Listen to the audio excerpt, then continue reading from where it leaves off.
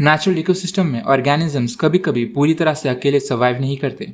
बहुत सारे ऑर्गेनिजम्स अपने लिए सिम्बियोटिक रिलेशनशिप डेवलप करते हैं, जहाँ दो या उससे ज़्यादा स्पीशीज एक दूसरे के साथ इंटरेक्ट करते हैं सर्वाइव करने के लिए।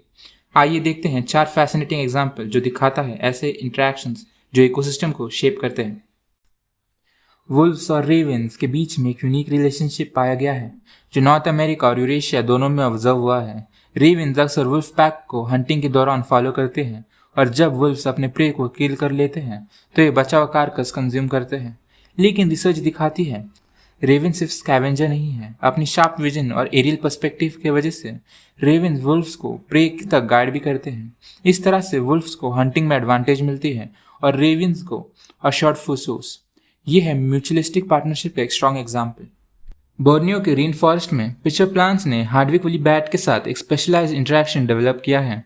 नॉर्मली पिचर प्लांट्स अपने ट्रैप्स में इंसेक्ट को पकड़ के नाइट्रोजन ऑब्जर्व करते हैं, लेकिन इस स्पीशीज की मॉर्फोलॉजी ऐसी इवॉल्व हो चुकी है कि बैट्स के लिए एक सेफ रोस्टिंग साइट का काम करती हैं। दिन के समय बैट्स पिचर्स के अंदर रेस्ट करते हैं और अपना गुआना डिपॉजिट करते हैं, जिसमें नाइट्रोजन काफ़ी हाई कॉन्सेंट्रेशन में होता है। रिसर्च स्टडीज ने एस्टिमेट किया है कि प्लांट के टोटल नाइट्रोजन रिक्वायरमेंट का लगभग 20 to 34% सिर्फ बैट के वेस्ट से फुलफिल हो जाता है। इस तरह प्लांट को एक रिलायबल फर्टिलाइजर सोर्स मिल जाता है और बैट्स को एक प्रेडेटर फ्री शेल्टर, जो इस रिलेशनशिप को एक क्लियर एग्जाम्पल बनाता है म्यूचुअलिज्म का।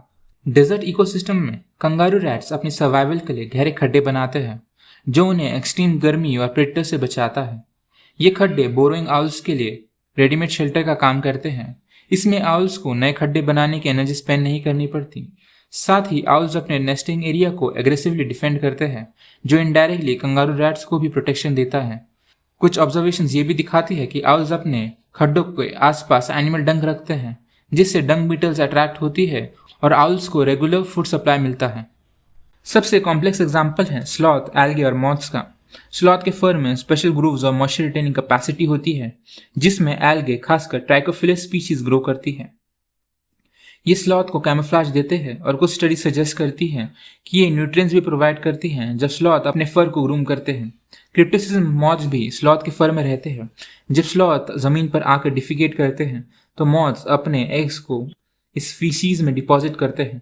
लार्वा उस वेस्ट को कंज्यूम करता है और मैच्योर होने के बाद वापस स्लॉथ के फर में आ जाता है। जब मॉथ्स मर जाते हैं, उनकी न्यूट्रिएंट्स एल्गी के ग्रोथ को स्टिमुलेट करते हैं।